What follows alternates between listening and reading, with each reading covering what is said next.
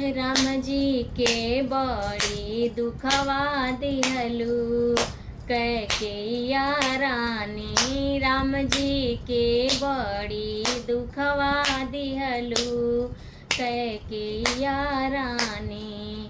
एहो कैकेय्या रानी, एहो कैकेय्या रानी, एहो कैकेय्या रानी, एहो कैकेय्या रानी।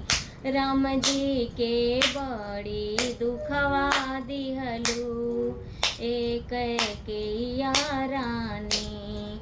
राम जी के बड़ी दुखवा दिहलू ए कैकेय्या रानी। राम जे रहत रहले एही जे महालिया में। राम जी रहत रहले एही जे महालिया में। बनवा में हुई है जाने कवने हलिया में।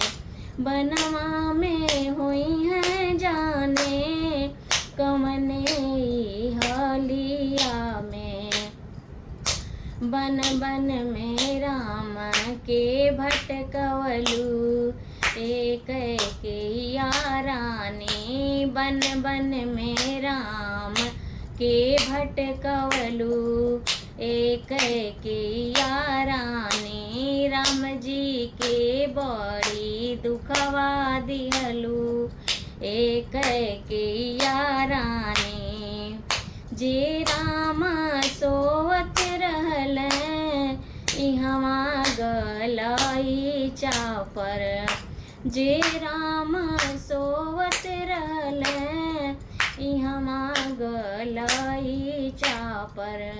बनवा में सोवे रामा घास के बगीचा में। बनवा में सोवे रामा घास के बगीचा में। सब सुख चैन छीनी लिहलू ए कैकेय्या रानी। सब सुख चैन छीनी लिहलू ए कैकेय्या रानी। सब सुख चैन उनकर छिनलू ए कैकेय्या रानी। सब सुख चैन उनकर छिनलू ए कैकेय्या रानी।